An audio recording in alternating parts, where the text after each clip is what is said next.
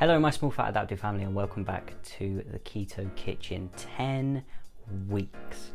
One of them that I missed. I caught my finger on hot metal, so I burnt my finger as well. 2 fails. You know that like foam, like you can buy like foam flowers to put in your bath, they taste like that. It's really nice. It's just not Casatelli. Lots of minutes of me stuffing my face with food that was full of fat. All of that leads to this. The final of the Great British Bake Off. If you enjoyed this series, please let me know down below, because I want to know if this is the kind of content that you guys want to see from me, or whether you just wish I'd kind of kept this to myself and just carried on with the way I do things. And I will say this for the last time this year, maybe ever, depends on whether you guys let me know if you like this content. Last time, make sure you check out Ginger's Great British Bake Off series. As always, I've linked it down below. Without her, I wouldn't be doing this series. It was all her idea, so really make sure you go and check out her Great British Bake Off series. So this week, the final, the big guns. The signature was chocolate cakes, but the technical was Stilton soufflés. Hang on a minute. Are we on week like 3 or are we on the final? And the showstopper was picnic baskets. Baskets that had items that were all made of like cakes and biscuits and things like that, made to look like something else. So like cake that looked like cheese, or buns that looked like peaches. There's the challenge, there's the final of the Great British Bake Off. But luckily, I'm only doing 1 out of the 3. So why have I chosen to do what I'm doing this week? They gave us no hints at the end of last episode's preview, no caption under the final week's episode that gave us a hint of anything. I was left completely in the dark. But weirdly enough, this week was probably the easiest to choose and the most relaxed I've been doing this series. In terms of the Stilton soufflés, they had my attention until they said Stilton. Now, I don't mind Stilton, I don't mind like blue cheeses, but I'm really kind of not in the mood for it at the moment, and I'd end up having to eat pretty much all of them, so I'm going to give that a miss this week. And the picnic baskets, can you imagine me not only trying to find replacements for things like fondue to do decoration, but actually making something to look like something else and doing it in a way that it actually mimics that, rather than just slapping chocolate on a cake and calling it a day. And talking of chocolate on a cake, for the final week 10 of the Great British Bake Off, I will be keto-fying Steph's Black Forest Gâteau. This will consist of 3 chocolate cakes made of varying keto flours, a faux cherry jam, a spiked whipped cream filling, and lots of melty chocolate to coat it. One single note before we start, and you know which one is coming. As always, I have never made this recipe before. I watch the episode live, I go away and write a recipe, I wake up the next morning, I get the ingredients, and I bake it. So I put a lot of trust into my ability to adapt something from high carb to low carb within about a 12-hour period. So if this goes wrong, you get to see it all on camera. With that being said, let's get cooking. In terms of ingredients, for the cake, you will need 1.7 ounces or 50 grams and 4 teaspoons of almond flour, 2.2 ounces or 64 grams and 8 teaspoons of coconut flour, half a cup of sweetener, I'm using erythritol, 2.3 ounces or 66 grams of cocoa powder. As always, check the carbs before buying cocoa powder, because some companies just add unneeded sugar to it. 1 teaspoon of bicarbonate of soda, Americans you call it baking soda, 2 teaspoons of baking powder, half a teaspoon of salt, 4.9 ounces or 140 grams of coconut oil that is soft, 2 teaspoons of vanilla extract. Mine looks lighter in colour and there's more of it. This is just because I use a vanilla sugar-free syrup, because I just prefer the taste of it in baking. 4 eggs and 10.5 fluid ounces or 314 ml of water. For the cherry jam, you will need 4.5 ounces or 130 grams of fresh cranberries that have been halved. And you've probably looked at my berries and gone, well, they're not cranberries. No, they're not. I'm using blackberries today because unfortunately cranberries still aren't in season, and It's so frustrating. Over here, there's a very short period of time you can get cranberries, and we usually buy enough to last us all through the year. I'm out, and I've just got to wait until they come out. The reason I've chosen blackberries is because they've got a tanginess to them, much like cherries do, and that's kind of what I'm looking for, is that tang to go with the cherry flavour. Speaking of cherry flavour, you want 1.5 teaspoons of cherry flavouring, 4 tablespoons of sweetener, 3 tablespoons of water, and 1 teaspoon of lemon juice. For our whipped cream, you will need 3.3 fluid ounces or 100 ml of double, Americans you call it heavy, cream. 1 tablespoon of powdered sweetener, I'm just using erythritol. 1 teaspoon of vodka, I am using Absolut's vanilla vodka, doesn't have to be flavoured, I just went with what we have, and at the moment that's the only vodka we've got. And 1/4 teaspoon of cherry flavouring. And then for the ganache, which will coat our cake, you will need 2.9 ounces or 83 grams of butter, 3.7 ounces or 105 grams of 85% chocolate, again I'm using Lindt, 1.6 fluid ounces or 47 ml of double/heavy cream, and 2 tablespoons of sweetener. Let's get into the method. So the first thing that we're going to start with is the cake. So of course you want to put the oven on. You want to put the oven on 175 Celsius or 350 Fahrenheit. Then, in a medium bowl, we're going to mix together the dry ingredients. So I've got in this bowl my almond flour. I'm going to add my coconut flour, my cocoa powder, my 1/2 cup of sweetener, the baking powder, the bicarbonate or baking soda, and my salt. Then that gets mixed until it's nice and well combined. Just make sure you whisk out specifically the lumps that will come mainly from the baking powder and from the cocoa powder. Just keep mixing until there's no more lumps and it's all an even colour.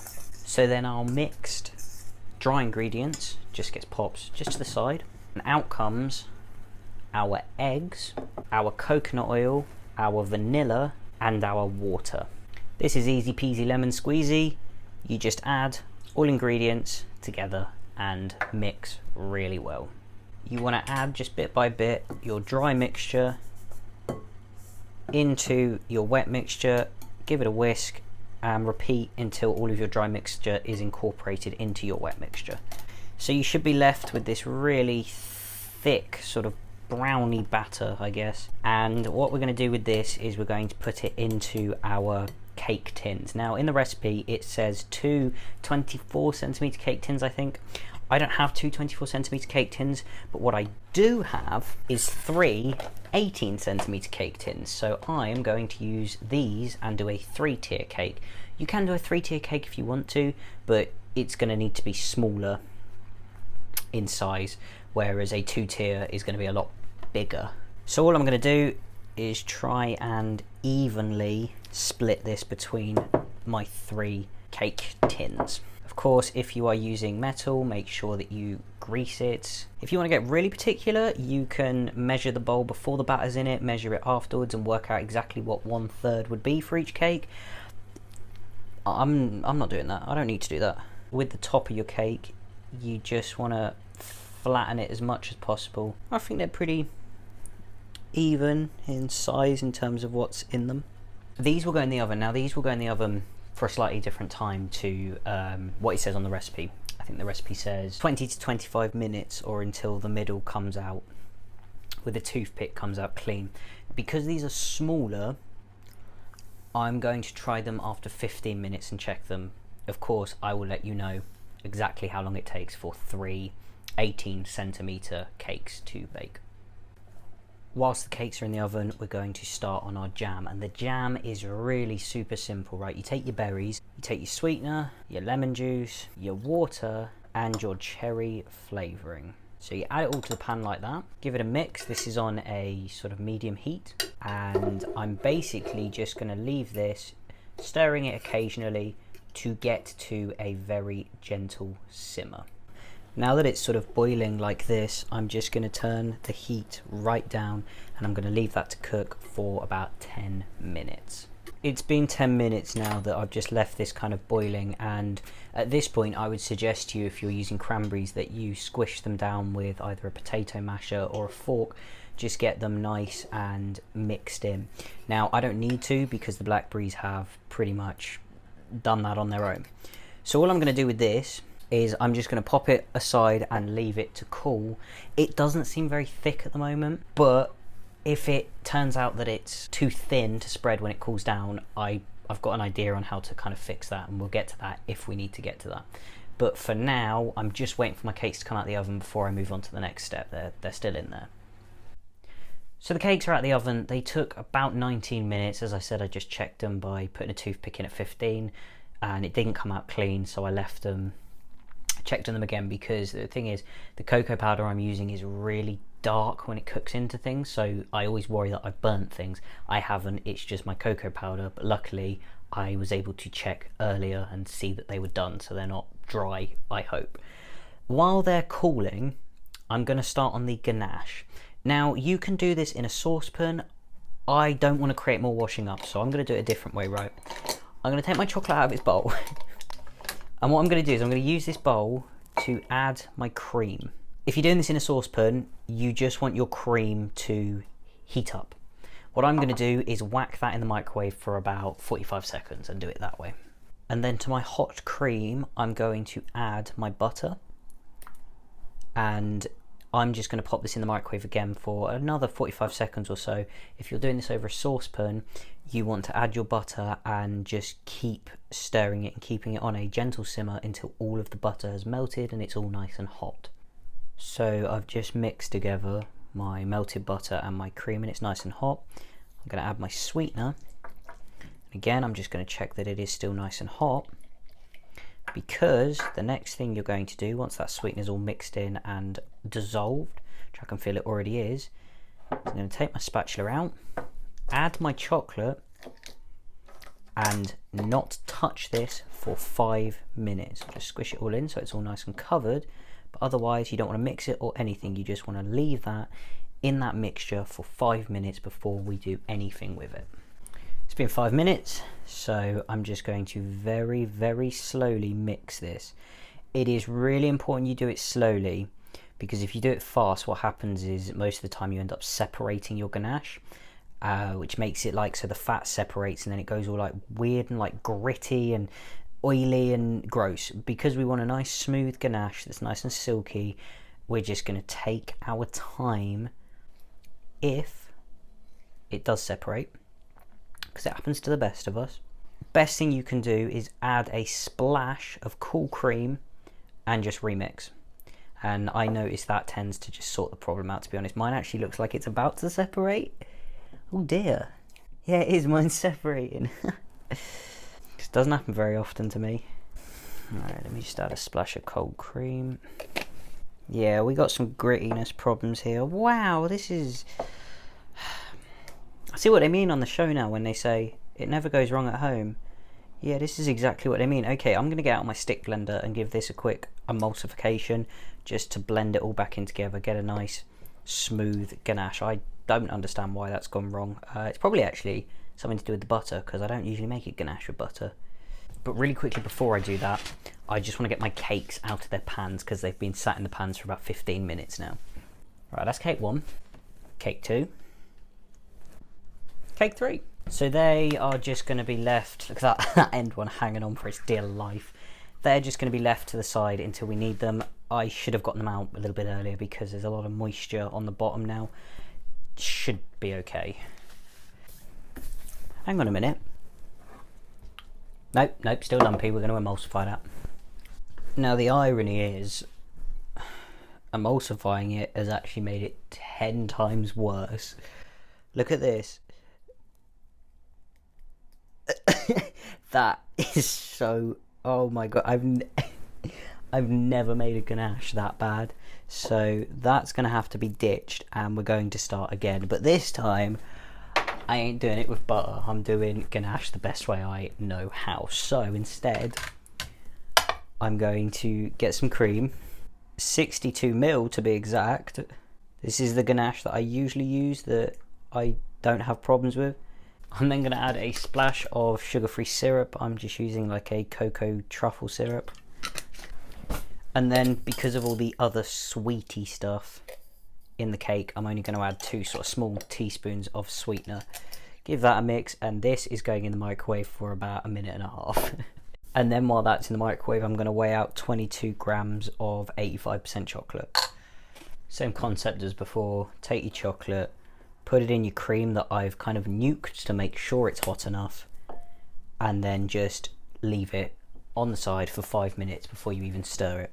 Whilst that is happening, I am going to make the spiked whipped cream. In a bowl, add your cream from the whipped cream ingredients, add your powdered sweetener, your vodka, and your cherry flavouring. And I'm going to whisk that into stiff peaks. Cakes called ganache, properly made. Jam, jammy. I haven't actually tried it yet. And tasty. Whipped cream, whipped. Hotel, Trivago. Let's assemble this. Righto. We start with the cakes. The one that's got a bit of a sad bottom is the one I'm going to put on the bottom, and I'm going to keep them all face up because it keeps them nice and flat.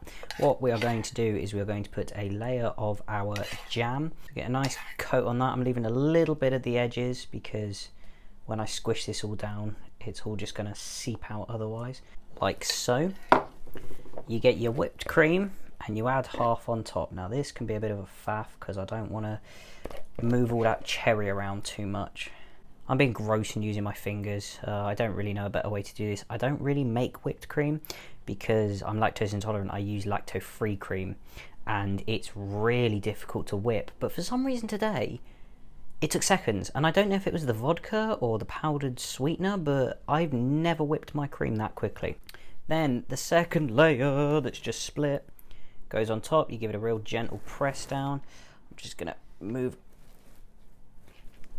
all of it ever so slightly that way. Then I'm going to add a second layer of our jam. Do you know, fun fact, I've never made a tiered cake. This is the first time in my life I have ever made a tiered cake. Believe it or not, I've never done half the things I've done on this Bake Off channel. I like to make extravagant things, but I like to keep it simple.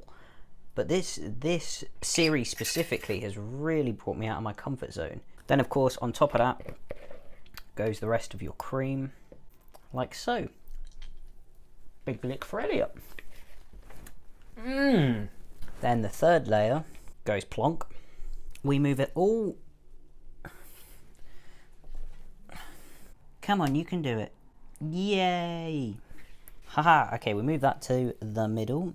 Then with our ganache that is lovely and glossy and smooth, I was going to do up the sides, but I don't really know if I can. I've never done this before. I've never coated a tiered cake. I've never made a tiered cake. So I think I'm just going to give it a chocolate top. And then, plonk. Plonk. Don't roll. Don't roll. Plonk. Look at that. My first ever tiered cake. Give me a second to clean up and eat everything off my fingers. Set up the camera so that we can have a taste test. Righto, we are ready to cut into this. I'm going to cut it into 8 because it's a smaller cake. I've wet my knife because apparently that's what you're supposed to do. Oh my god, it goes through it like butter. Wow. And we'll get that out on the plate. Look at that.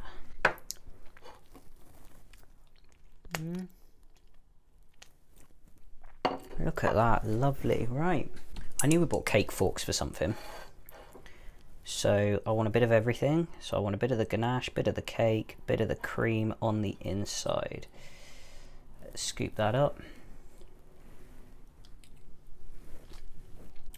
Very chocolatey. Very chocolatey. I think actually I could have done with a bit more cherry in there, but otherwise that's a nice cake. I'm not going to say it's amazing. To be fair, if I was served this, I'd be chuffed. Lovely soft moist cake. works really well. That cherry filling is stunning. I just think the problem is the cherry bit is the only bit that is massively sweet, but then again, do you want it much sweeter? I'm really happy with it. I am really happy with it. It's come out looking really nice. It tastes nice. That's a nice sort of thing that I guarantee you my mum will ask me to make for Christmas and such, because she loves Black Forest cake.